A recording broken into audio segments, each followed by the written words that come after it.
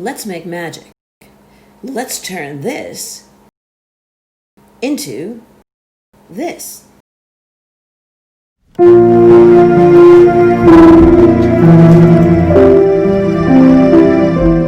Okay, now let's make a little magic here. We have our square. We need to find 3 midpoints, and we need to sew a running stitch to connect them into a triangle. Then the magic happens. So let's thread our needle. I'm using contrasting thread so you can see exactly what I'm doing, but you should use yarn that matches your project. Okay, so I'm going to start at the tip, work my way to the sides, across, and back up. So let's find this midpoint first. We can fold and see that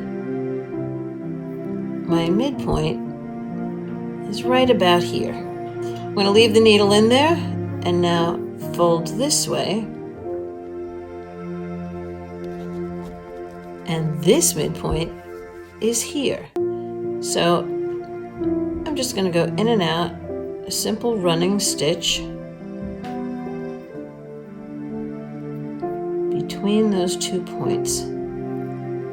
Once you have this first leg done, the rest is much easier.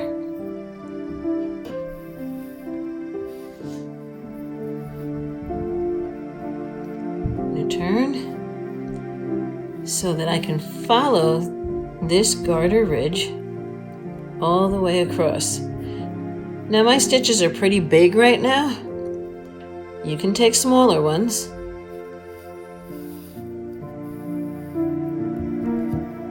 And I'm going to work my way over to the next corner, or the next edge rather. The second corner of the triangle. Make sure you catch this edge, even if you have to take a tiny stitch in there. Okay, 2 down. Now we just have to connect from where we are to where we started. So we'll aim and go.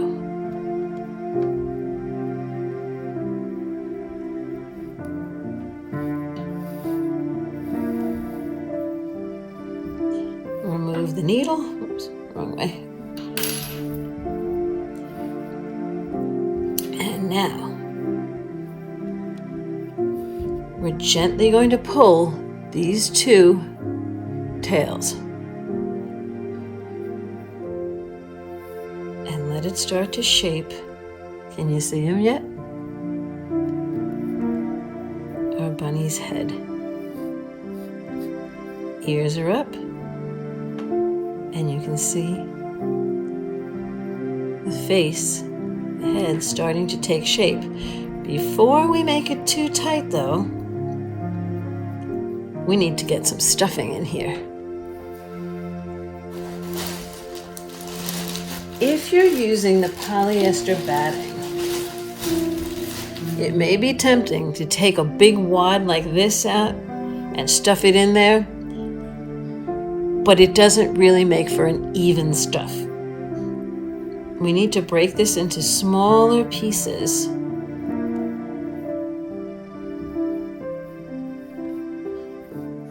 And tuck it in. Tuck and tug. Grab a few more tufts. Tuck and tug.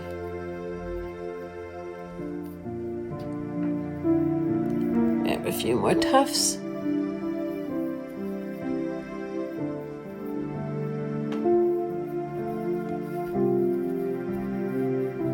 Work it in with your fingers. And now when we tug,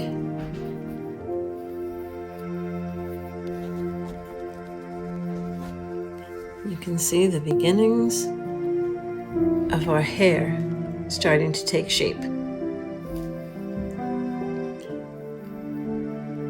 We're going to knot this off here tight so that the stuffing doesn't fall out. So make sure you pull this tight now and make a knot right there. I'm going to take a moment to swap out this yarn for white, and I'll meet you right back here. So our hair is starting to look jaunty. Let's deal with the body next. So now that the head and the ears have formed, we need to close this seam up on top. Again, I'm going to show you using a contrasting yarn, and then I'm going to switch mine over. So let's thread this up.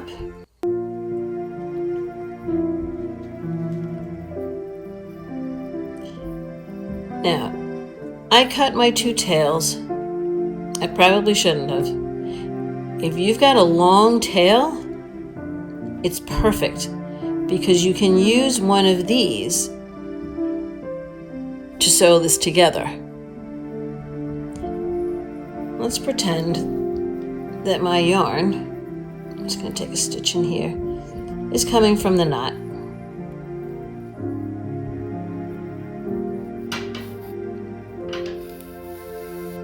Okay. So now, the nice thing about purl bumps is you can use them to line things up when you're finishing, when you're sewing things together, the construction of the garment or the little hair in this case. We want to get down in here, see them, they're little purl bumps, and go from one side to the other. Try not to go too far into your fabric. You really just need, once you get that first one going, and remember, this will be tighter on yours because it's attached. Mine's a little loose. You're just going to weave back and forth.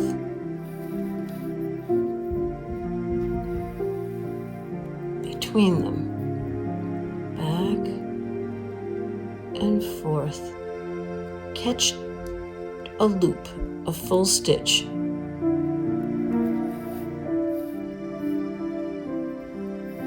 Back and forth.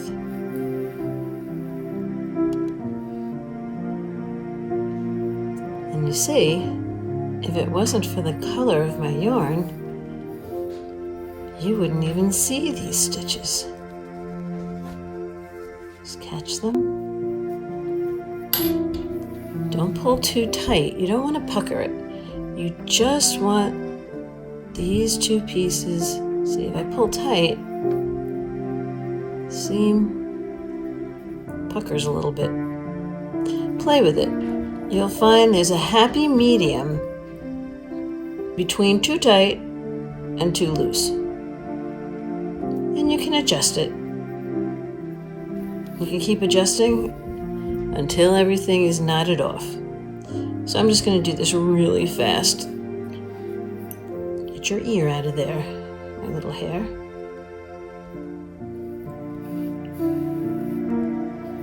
And when we get to the end,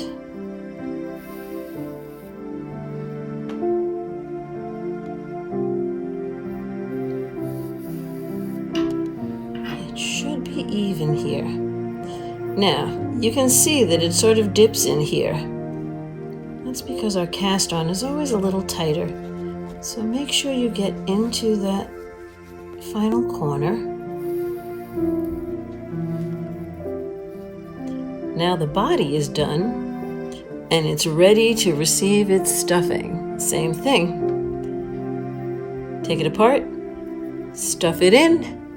You don't want to overstuff so that your stitches open up and you can see the stuffing, but you want to have it pretty firm because we've got to give this little hair eyes and a nose. Again, I'm going to switch out my yarn and I'll meet you back here. Alrighty, so now we have a head and a body. This is the tail that I sewed the body seam up with. So in reality, I'm going to use this same yarn, this same tail, to finish this last seam. But for now, I'm going to use the contrasting yarn for you to see. So we're going to go around the edges, those first cast on stitches, and just take a running stitch around this opening. Again, you can go every stitch and make it tiny and neat. I'm just going to go quickly so I can show you the idea. I'm going to come around and around.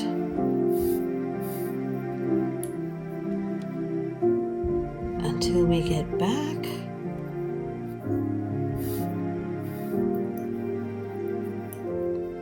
to where we started.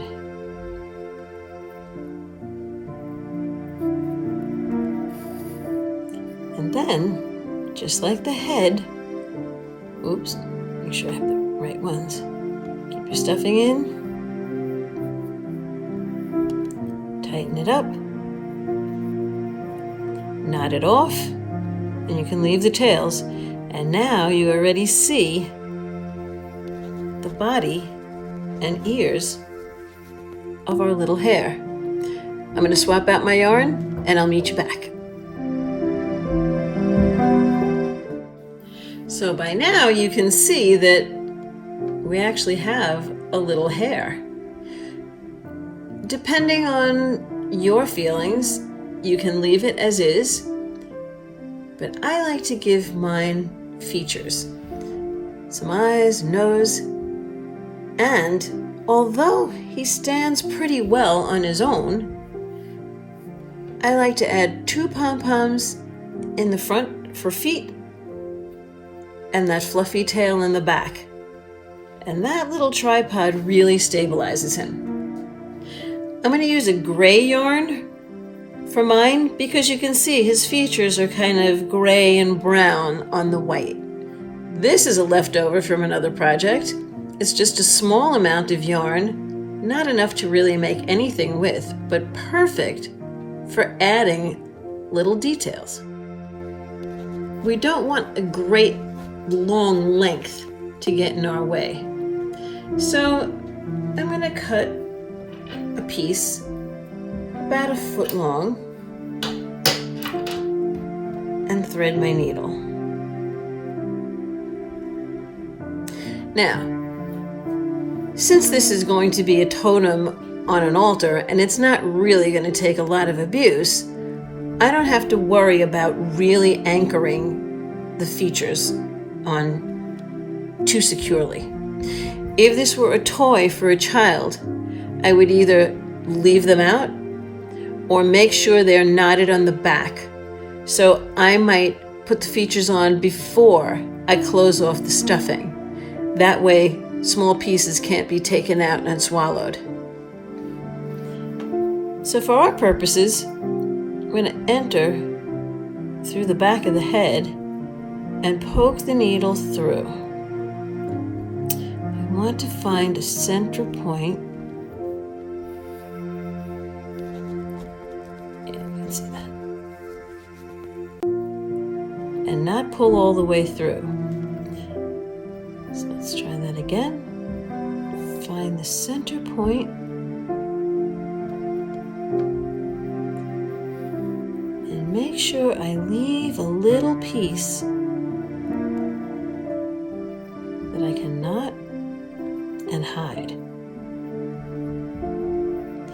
And if you look at the nose on the card, it's sort of a V, the little line coming down. So I'm going to try to mimic that. Bring a stitch down, come back to that same point,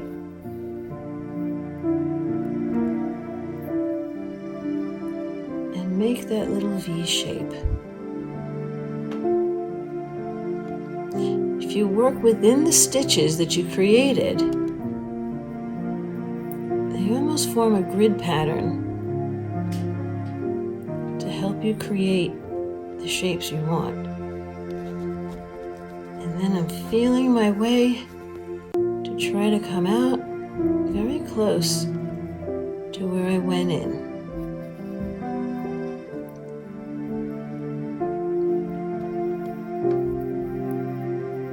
Before I tie it off, I want to make sure that these embellished lines are sitting above the surface.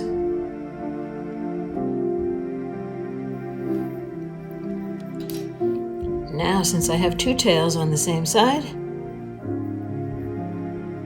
I can gently knot them.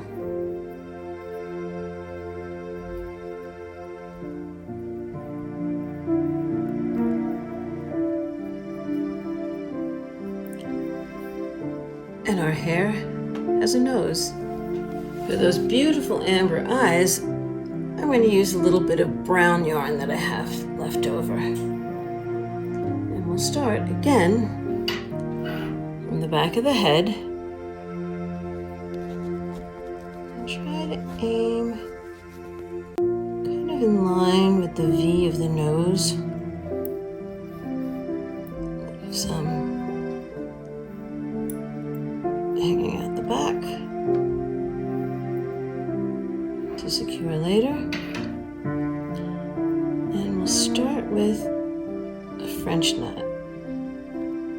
3 windings on the needle. Let me do that again. Keep your needle close to the material. 1, 2, 3. And you're going to go in close to, but not exactly where you came out. And again, let's aim the tail out of the back. So here we have an eye.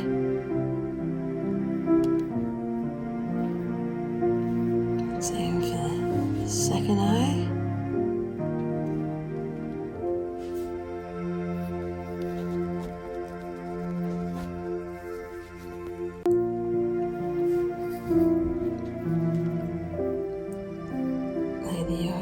The needle down, wrap the yarn 1, 2, 3 times,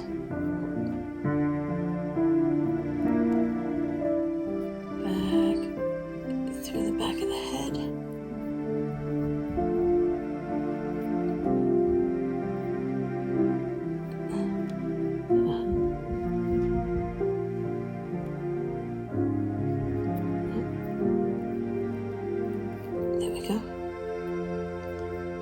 it a little bit. And now we can start to shape those eyes a little bit more. Like that.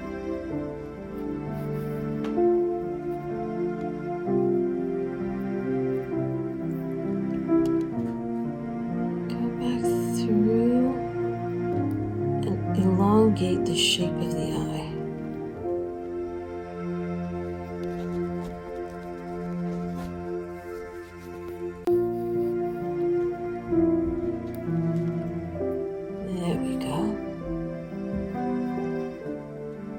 Same with the other side. That way, if the two knots, like mine, didn't come out exactly the same size, we can work it a little bit so it's not so noticeable.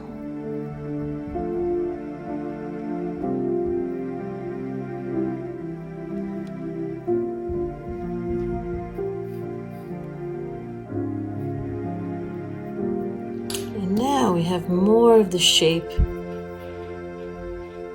of the hare's eye. I'm going to pull some up a little bit to make that eye bigger. There we go. So now, what about all this stuff? Well, let's secure it. We have the nose gray, and the two eyes of the browns. So I'm going to knot them together. All of this stuff becomes more stuffing. If you've left a long enough tail, you can really get in there, send it all the way through so that it completely disappears. So hide your tails, and I'll meet you back to do the feet and the hare's tail. So we're getting there. We're looking more like a hare. You can finesse the shape of the face, bring out his cheeks, pull out the nose a little bit, pull out her nose a little bit, until you get the shape you want. Same with the ears. If you tuck the gathers in, they'll stand up and curve in more like the hare's ears. So you can play with that a little bit. Now we still have a tail here on the tip of the ear. The rest is clean. So what do we do with this one? We're going to weave this in the way we would on a garment. So we're going to find the direction that the yarn is going in, and we're going to catch it going the other way. And we're going to just skim the tops of these stitches. I'm going to go down about 5 of them. Through, not too tight. Turn around and come the other way.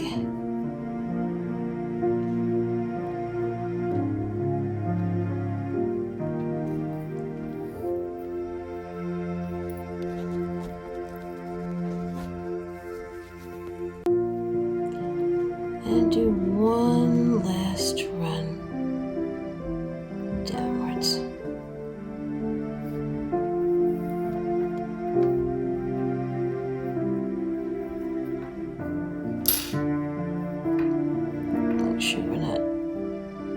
Pinching the tip of the ear, and we can cut that one short. Now, if this bothers you, you can always take your white yarn and tack the ears in place over that so that you don't see the pieces where we attach the eyes and nose. So let's reshape these ears, and let's see about that tail. Our hare isn't a proper hare yet without that fluffy tail. To create the tail and his 2 front paws, we're going to make pom-poms 2 different ways. The first one, the tail, we're going to use a Pom Pom Maker. This one is by Clover. I'm going to use the larger one of the 2. And the way these work are, we're going to open up the yellow sections.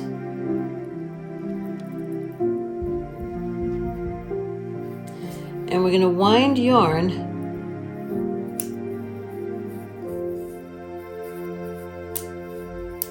and make this nice and full.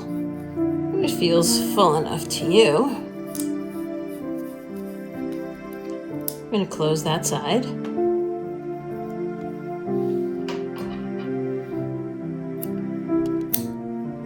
Snip. And do the same on the other side. So now that it's wound, we'll flip it over, and we notice that there's this split down the middle. And there's a channel in here that will allow us, don't open up yet. Let me flip my scissor.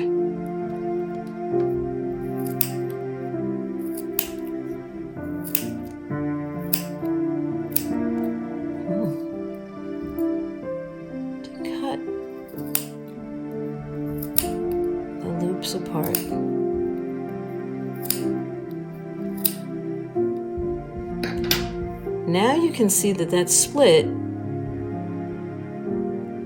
goes through the entire Pom Pom Maker. And now we need a new piece of yarn. Give yourself about a foot.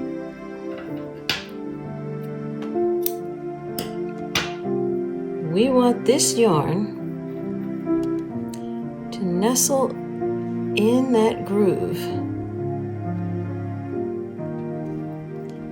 And give it a tug. Hold on so it doesn't pop yet. You'll feel when it's really around the core of the Pom Pom Maker. And you're going to want to make a knot. You want it tight, but not so tight that you break the yarn. 1,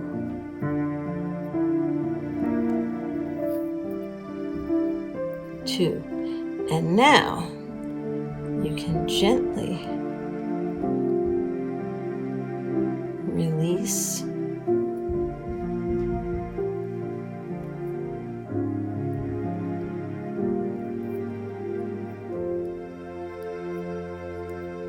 and separate.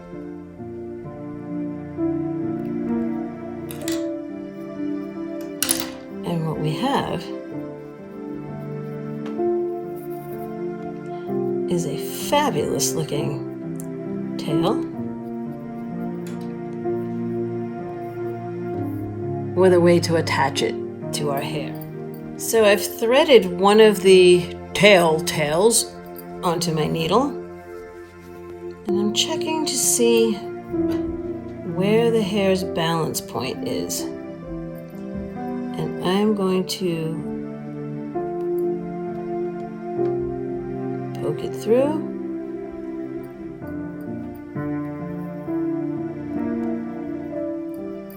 And bring it out. And do the same with the other side.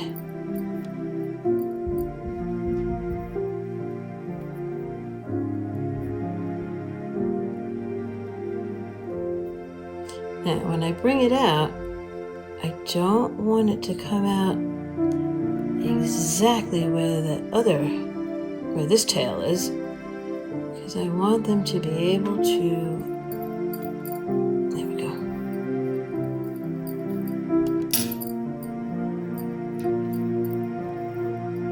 Really support the tail.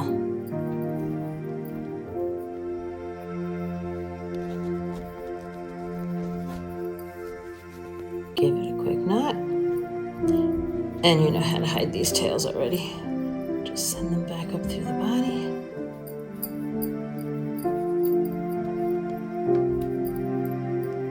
And trim off any part that peeks out. Trimming off any little pieces that are sticking out.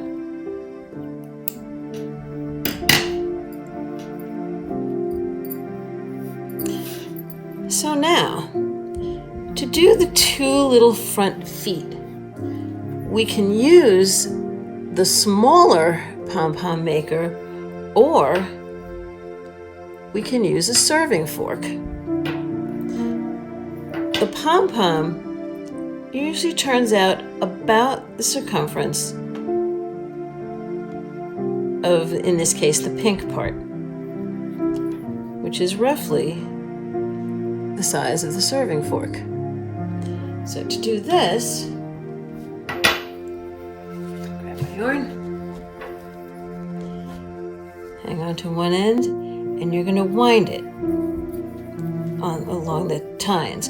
What you don't want to do is you don't want to hide the very end, because once this is fluffy enough, you're going to have to fit your needle through the tines of the fork. Snip. Give yourself about a foot.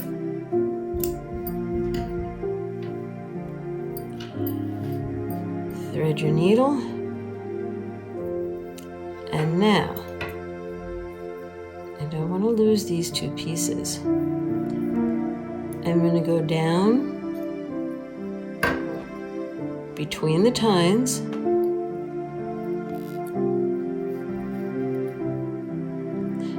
since I only have 3, since I've gone down this space, I'm going to come up on the diagonal.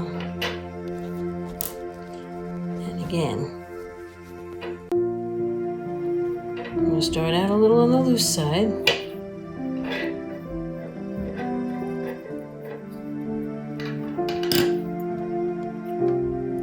And work my way inside here. And snip my way out.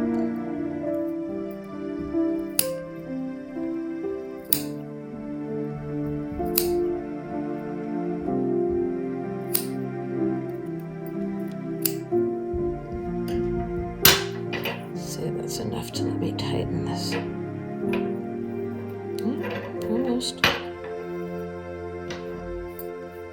should be able to wiggle down a little bit. That'll give me a little more space in here. Cut the other side.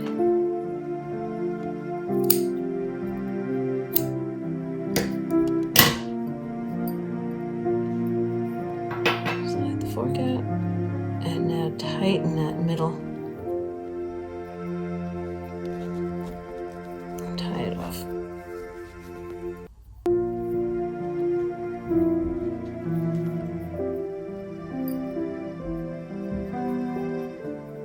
And again, with a little finessing of shape.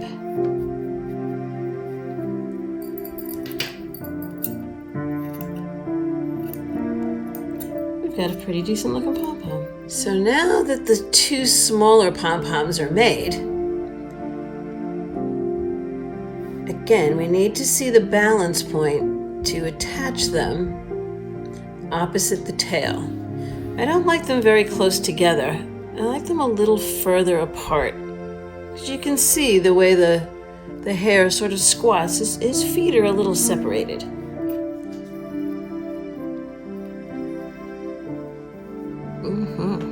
That is one stable hare now.